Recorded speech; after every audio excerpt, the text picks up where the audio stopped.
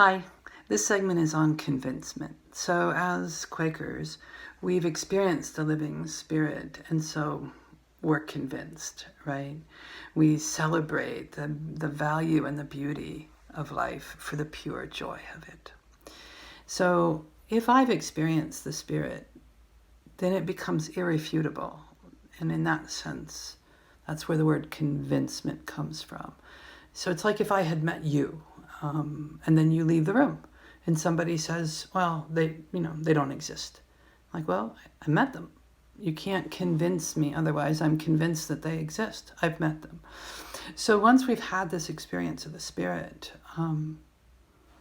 we are convinced that it exists.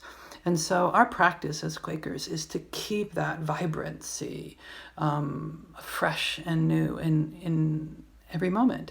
So originally we were called the children of God, and to bring that child's mind to the day, to the morning, to every part of the day, to the evening, to the nighttime, to come to it fresh. So Margaret Fell described this moment in a very powerful way. So let me read that to you. She said, "I cried in my spirit to the Lord, 'We are all thieves, we are all thieves. We have taken the scriptures and words and know nothing of them in ourselves. And I saw it was the truth, and I could not deny it. And I did as the apostle saith. I received the truth in the love of it. And it was opened to me so clear that I never had a tittle in my heart against it.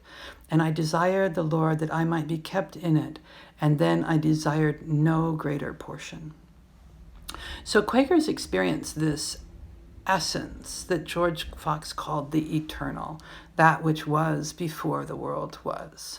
Most Quakers identify their experience of the spirit in sort of special moments, sort of mountaintop moments, moments of the glorious, or maybe all is well, the kids are laughing, the sun is shining, the all is well moments. But we can sort of bring our childlike delight also. So to delight in the sunshine, to delight in the breeze, to just wake up and say, "Hey, it's a new day. What am I going to find?" So this kind of thing is really important. And one of the practices we have is just stop a minute and notice your heartbeat.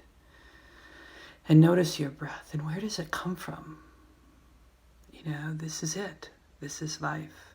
Nothing you or I can say or do will make us any more valuable than we are right now. Barrett Brown in 1932 described this. I'd like to read what he said.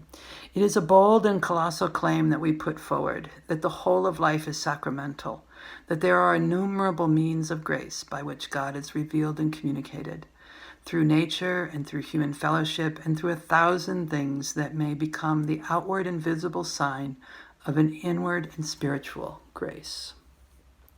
So this experience of life, moment to moment, day to day, softens and opens us. And so we call ourselves friends because we have experienced this tendering. Jesus said, "I will call you friends when you do as I direct," and that is to love one another. And so understanding love, a feeling of affection, a feeling of appreciation for the preciousness of oneself, of others, of nature, of all of life, that while we can take leave without ill judgment or retribution, so that we can wake up to a new day, let go, not hold on, and to come to that day, that moment, alive and fresh and curious and engaged. So as a religious society of friends, we pay attention to loving ourselves, loving others, loving nature, to being alive. That being alive is praying without ceasing.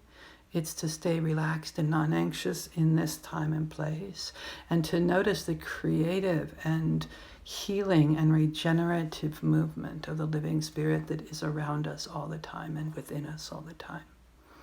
And that is, once we've had that experience, we're convinced.